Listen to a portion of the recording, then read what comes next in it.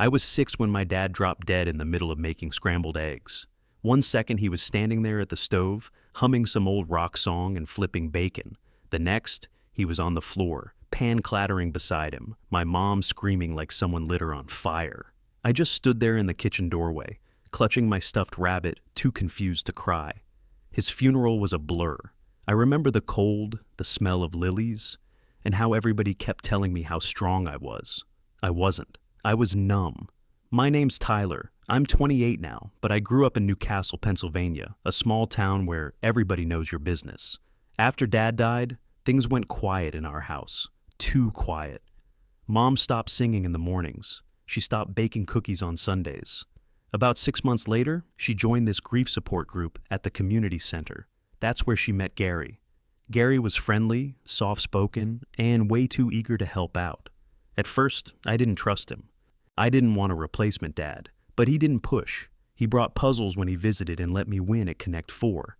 He made Mom laugh again. They got married just before Christmas the following year. I remember her spinning around the living room with a glass of champagne, talking about fresh starts and new beginnings. Then came the announcement. She was pregnant. She was glowing. I hadn't seen her that happy since before Dad died. She started calling the baby a blessing from God and talking to her stomach like it was already more important than anything else.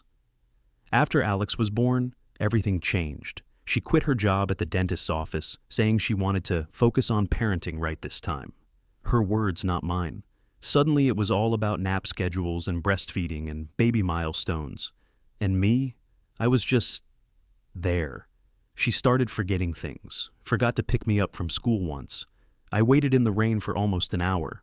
When I got home soaked and shivering, she barely looked up from rocking Alex, said she was sorry, but these newborn days are hard, honey. That was the first time I realized I didn't matter like I used to. She kept saying she was tired, that she was trying her best. But her best never included me anymore. One night I asked her if she could help with my science fair project. She told me to ask Gary. She was too exhausted and needed to lie down with Alex, so I did. Gary helped me build a volcano out of baking soda and vinegar, and Mom, she didn't even come to the fair. After that science fair, it only got worse. Most mornings I made my own cereal while Mom shuffled around in a bathrobe with Alex slung over one shoulder. If she noticed my lunchbox sitting empty on the counter, she didn't say anything. Half the time, I ended up trading crackers for half a sandwich or just going without. At school, I started keeping extra granola bars in my backpack. I stopped inviting her to anything. Book fairs, open house nights, soccer games.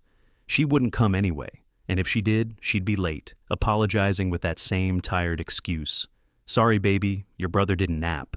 Gary started showing up instead, quietly. No big entrance, no pretending to be my dad.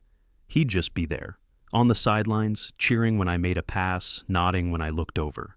At home, he started helping with homework.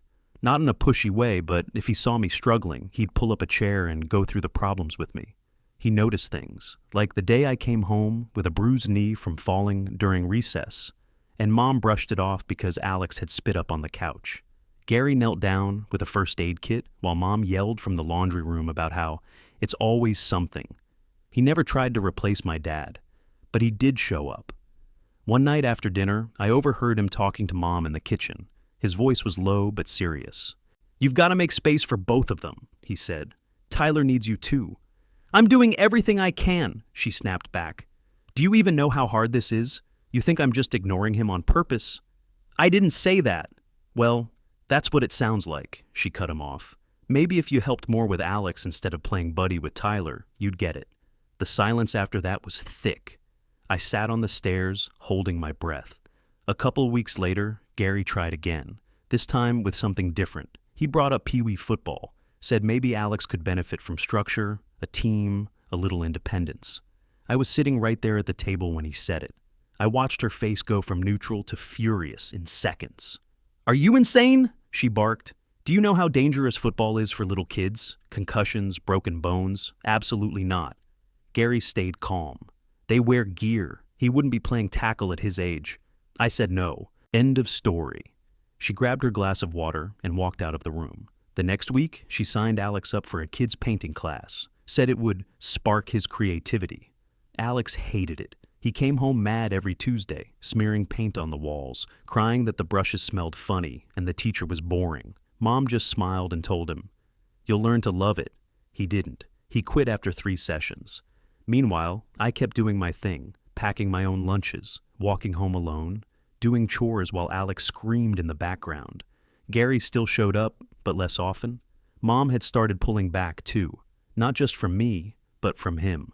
One afternoon, I came home from school and saw Gary sitting alone in the garage, staring at the lawnmower like it might bite him. "Everything okay?" I asked. He looked up, forced a smile, and handed me a socket wrench. "Come on, let's fix something."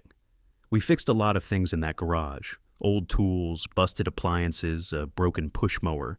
But the one thing Gary couldn't fix was my mom.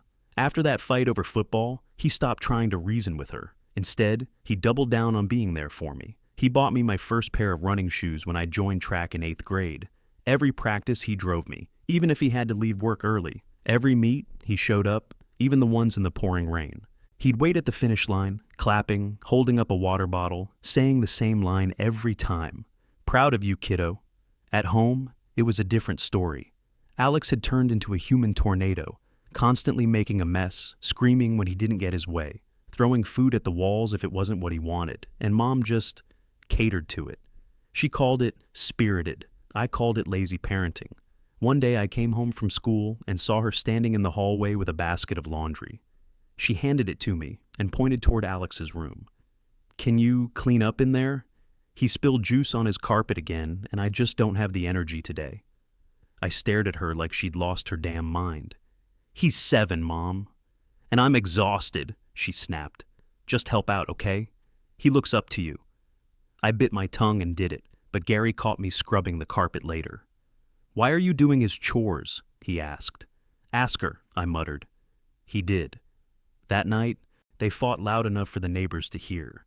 "You're putting everything on Tyler while Alex gets away with murder." "I'm doing the best I can," she screamed back. "Why is that never enough for you? You're making him responsible for a kid that isn't his job. You're the one picking favorites. Don't think I haven't noticed. You've been playing Father of the Year to Tyler while ignoring your own son." That part hit like a punch. I was in my room, door shut, pretending not to listen, but that line stuck in my chest like a nail. He didn't even answer her. He just walked out. After that, he stopped arguing with her altogether. But he never stopped showing up for me. He came to every meet, helped me shop for a suit for junior prom, took me to visit trade schools even when Mom said it was too early to plan. He picked his battles, and I guess in the end, he picked me. Meanwhile, Alex got worse, lazier, angrier. He started refusing to do even basic stuff. Wouldn't bathe unless Mom begged, wouldn't eat anything that wasn't nuggets or mac and cheese. And somehow, everything still revolved around him. If I brought it up, Mom told me I was being dramatic, said Alex was going through a phase and needed space. She never missed his school art nights, even though he barely drew anything except stick figures with scribbles. But when it came time for my high school graduation, she barely noticed I was on stage. Gary was there, front and center, clapping so loud I could hear him over the crowd. Mom? She was in the second row, checking her phone every 5 minutes like she was waiting on a kidney transplant. Later that night, I found out Alex had a stomach ache, and she'd been texting the babysitter nonstop. "Sorry," she told me, not even looking up. I was just worried something might happen. I didn't say anything. I didn't need to. Gary patted my shoulder and smiled like he already knew what I was thinking. A couple days after graduation, Gary handed me this blue folder while we were cleaning out the garage. "Been looking into trade schools," he said. "Thought you might want to check these out." Inside were brochures for HVAC programs, welding certifications, electrical training, stuff that actually led somewhere. He'd even highlighted schools with dorms and job placement. I sat on the tailgate of his truck, flipping through it, feeling this weird mix of excitement and guilt. "You really think I can do this?" I asked. "You already are," he said. "This is just the next step." Of course, Mom found the folder a week later while rifling through the kitchen junk drawer looking for batteries. I was in the living room when I heard her voice shoot up. "You've been planning this behind my back?" she snapped, storming in and waving the folder like a police report. "You're gonna just send him off without talking to me?" Gary didn't even blink. "We talked. Tyler and I talked. I'm paying for it." Her face twisted like he'd slapped her. That money should be going toward Alex's future, not wasted on trade work. Gary stood his ground. It's not up for debate. Mom crossed her arms. You're choosing him over your own son. Gary didn't answer. He didn't have to. 3 weeks later, I was packing up my stuff for HVAC school in Columbus. Mom didn't help. She barely spoke, said she couldn't come with us because Alex couldn't handle her leaving right now. So Gary helped me move in. Just him and me, loading up the truck, hauling boxes into the dorm. Before he left, he handed me a prepaid card and said, "Call me if you need anything. Doesn't matter what time."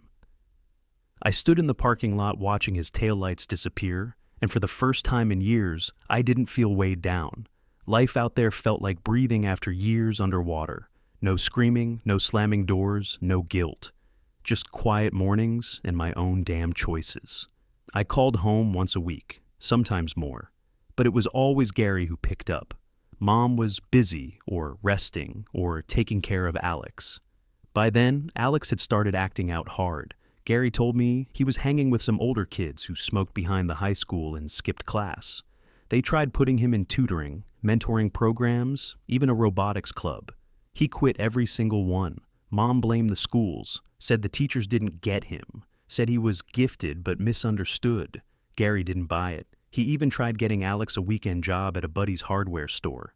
Alex never showed up, claimed it was too early in the morning. He's got to hit rock bottom first, Gary told me over the phone one night. Problem is, your mother keeps building him a cushion every time he falls. I didn't say it out loud, but I knew he was right. Every call made it clearer. I wasn't part of that house anymore. I was free, and I wasn't going back. After I got certified, I landed a job with a heating company just outside Dayton. Steady work, decent pay, and enough overtime to build a savings cushion. I stayed busy, installing furnaces, crawling through dusty crawl spaces, sweating through summers fixing busted ACs. It wasn't glamorous, but it was mine. I paid rent, covered my bills, cooked my own meals. Nobody yelled, nobody cried. Meanwhile, back home, Alex was falling apart. Every time I visited, he was slumped on the couch in the same baggy hoodie, controller in hand, eyes glazed over like he was barely conscious. Game menu music droning in the background, plates stacked next to him, half-eaten Hot Pockets crusting over. I asked him once what he was up to these days. He shrugged without looking up. Still figuring stuff out. Mom swooped in before I could say anything else. He's just processing. It's been a rough couple years. Rough? I shot back. He's done nothing for 2 years. She rolled her eyes like I was being dramatic. Everyone moves at their own pace, Tyler. Not everyone's as lucky as you. Lucky. That word sat in my stomach like a rock. Gary had tried getting Alex into a landscaping job with one of his buddies, offered to train him, pay him a starting wage, said all he had to do was show up. Alex never did. Mom called the job beneath him, said Gary was pushing manual labor like it's the only option. He's got potential, she said. He's just trying to find the right path. I stopped arguing. You can't talk to someone who's living in a story they wrote in their head. About a year into the job, I scraped together enough to buy a small condo, 2-bedroom, fixer-upper, just outside of town. I painted the walls myself, installed a new water heater over a weekend. When it was done, I invited them all to a housewarming dinner, cooked lasagna from scratch, bought real napkins, lit candles like a grown-up. Only Gary showed up. He brought a bottle of root beer and a bag of peanut M&Ms. Said Mom had a headache and Alex wasn't feeling social. We ate in the dining room, just the two of us. You've done good for yourself, he said, nodding around the room. Really good. Thanks, I said, then paused. You worried about him? He didn't have to ask who I meant. He set his fork down and leaned back. I've tried everything, Tyler. Trade programs, job offers, even offered to help him get his GED. But your mother? He trailed off. She won't let go of the fantasy. What fantasy? That he's special. That any minute now, he'll wake up and turn into some genius entrepreneur or artist or tech prodigy. And if anyone questions it, we're the bad guys. I nodded. I'd known that truth for years, just never heard it out loud. Gary looked tired, not just physically, but deep down worn out, like something inside him had been chipped away bit by bit. I love her, he said, but I don't know how much longer I can pretend this isn't what it is.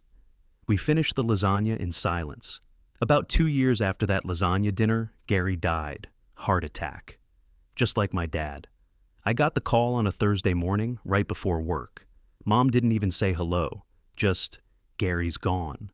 Then silence. The funeral was packed. He was the kind of guy who showed up for people, and they showed up for him. Mom cried so loud during the service it felt performative, like she was playing a role. Her sobs were too sharp, too timed, like she wanted everyone to see her suffering, but I saw the cracks. She wasn't devastated, she was panicked. Alex showed up in wrinkled khakis and a hoodie with grease stains on the sleeve. He scrolled through his phone during the eulogy like he couldn't be bothered to pretend. When they lowered the casket, Mom clutched my arm so tight her nails dug in. "I don't know what I'm going to do," she whispered. "Not we, she." Back at the house, she barely talked to anyone, just paced around the living room while people offered casseroles and condolences. Alex disappeared into his room the second we walked in. A week later, Aunt Kathy called me. "She's selling Gary's truck," she said. "And the tools, all of it." "Why?" I asked. "Says she doesn't need reminders," Kathy said, voice clipped.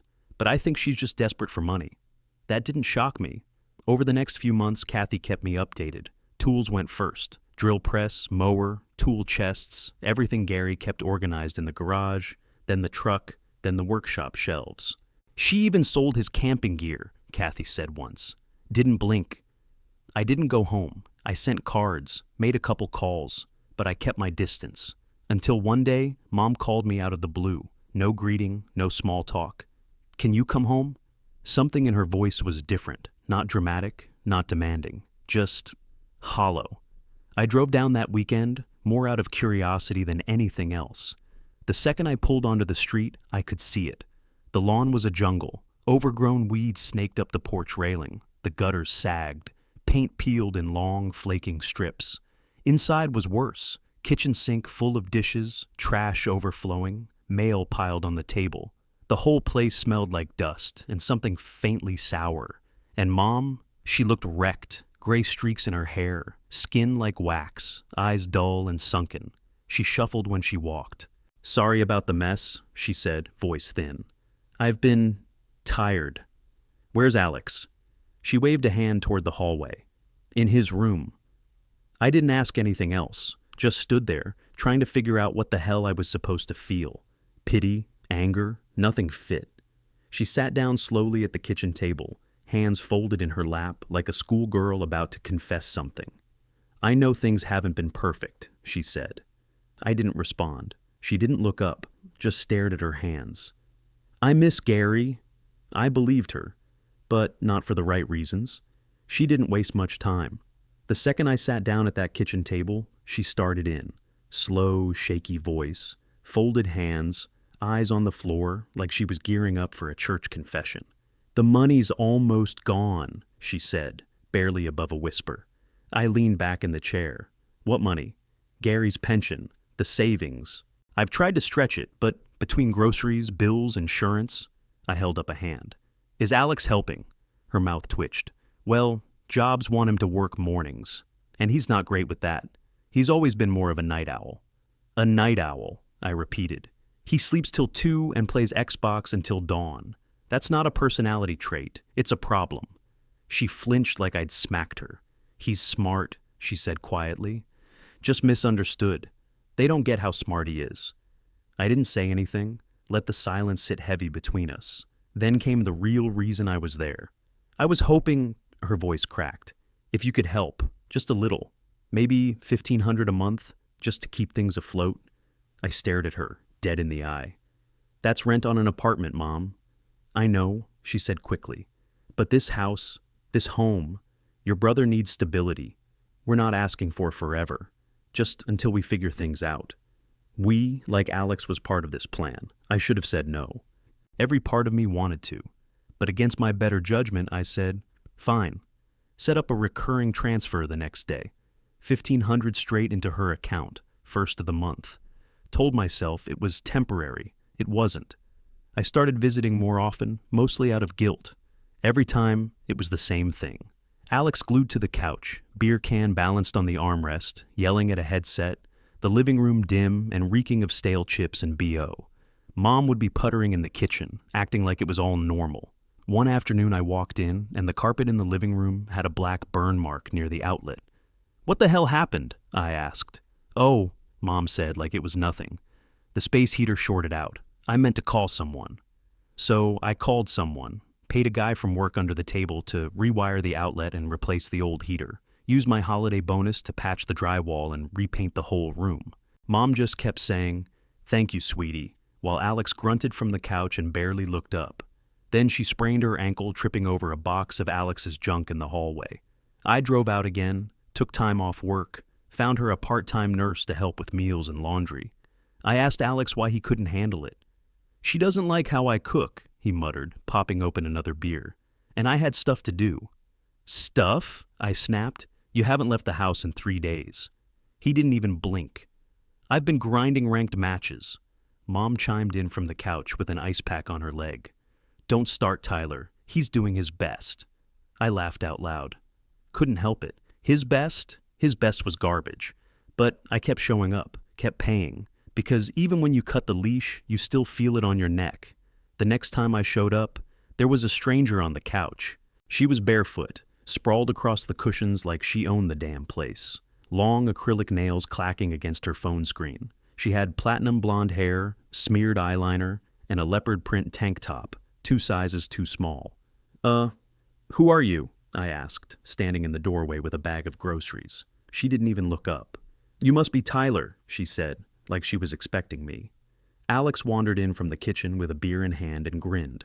"This is Brittany," he said. "My fiancée." My stomach dropped. "Fiancée?" Brittany flashed a ring the size of a Skittle.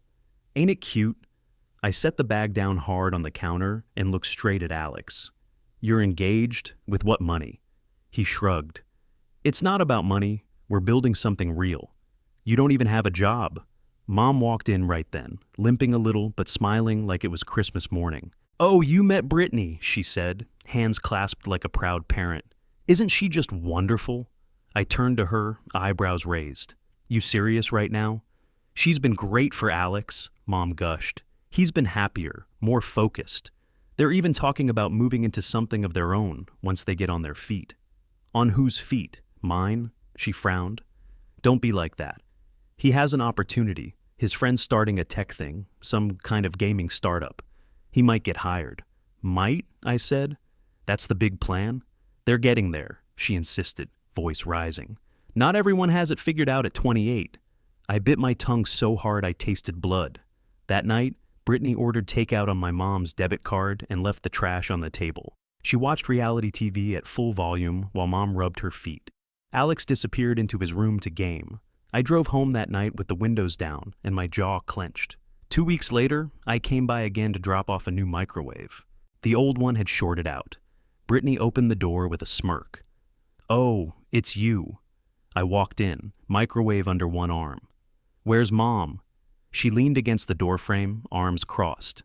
"She's resting. And FYI, this is Alex's house now, so maybe next time you knock first." I stopped cold. "What are you talking about?" She smiled, slow and smug. "Didn't she tell you?" She signed the house over. "It's in Alex's name now." I stood there staring at her like I hadn't heard right. "You're full of shit." She pulled out her phone. "Want me to show you the paperwork?" I stormed past her, straight to Mom's room. She was lying on the bed with an ice pack on her knee, flipping through a magazine like nothing had happened. "Tell me she's lying." She looked up calmly. "No, she's not." I blinked. "You gave him the house?" She sat up slowly. "He needs stability, a future. He's starting a family, Tyler." "With what? My money?" "You don't even know that girl. She's using you." Her expression changed. The softness dropped. Cold, flat eyes met mine. "I never loved you the way I love him." It hit harder than any slap could have. The room went dead quiet. I looked at her, really looked. At the woman who used to bake cookies and hum to oldies while folding laundry, who used to brush my hair back when I was sick. She was gone. I turned, walked down the hall, grabbed my keys, and didn't say a word to Brittany on the way out. I didn't look back, not once. I got home that night, tossed my keys on the counter, and didn't even take my boots off before pulling up my bank app. The transfer was scheduled for the 1st of every month. $1,500 straight into Mom's account like clockwork. I stared at it for a full minute, thumb hovering over the cancel button. Then I hit it. Done. No goodbye, no explanation. Just done. A full month went by. Nothing. Not a word from her, from Alex, from that trash raccoon fiancé of his. Then, right on schedule, the first rolled around. And my phone rang. No greeting, no, "How are you?" Just Mom's voice, sharp and cold. "The money didn't go through." "Yeah," I said. "That's because I canceled it." Silence. "What?" "I'm done," I said flat out. "You gave away the house, let a leech move in, and told me you never loved me. So, yeah, I'm out." She exploded. "You ungrateful little shit," she snapped. "After everything I've done for you, this is how you repay me, abandoning your family?" I didn't raise my voice. Didn't need to. "You abandoned me a long time ago. I just finally caught up." Click, she hung up. Over the next few weeks, the floodgates opened. First, it was the texts, guilt trips dressed up as concern. "You're really gonna leave your brother homeless? Gary would be ashamed of you. Family means sacrifice." Then came the calls. I stopped answering after the third voicemail, all screaming, all rage. Then Alex chimed in. "Hope you feel good watching your mom struggle. Some brother you are." Brittany followed a day later with a message so full of misspelled threats and emojis I actually laughed. They tried everything: shame, guilt, fake concern, manipulation. I blocked them all. Every number, every account, every sad little attempt to pull me back in. And for the first time in my life, I didn't feel guilty. Not even a little. I slept better that week than I had in years. 6 months. That's how long it's been since I cut the cord. No calls, no emails, no surprise texts asking for a little help. Just silence. And it's been good. I moved the money into a savings account under my name, finally started the fund for a house of my own. Something with a fenced-in yard, maybe a garage I can actually park in, unlike that mess Gary left behind. I sleep better. I work better. I breathe deeper. My place stays clean. Food lasts in the fridge. No beer cans on the counter. No screaming through the walls. No one dragging me into their delusions. I come home, kick off my boots, and there's peace. Real peace. Some nights, I sit on the couch with a beer and wonder if Gary would be proud. I think he would. He saw the mess coming before I did. He tried to fix it, to hold it together, but in the end, he made his choice. So did I. Last week, I passed a construction site on my way to work. Big sign out front.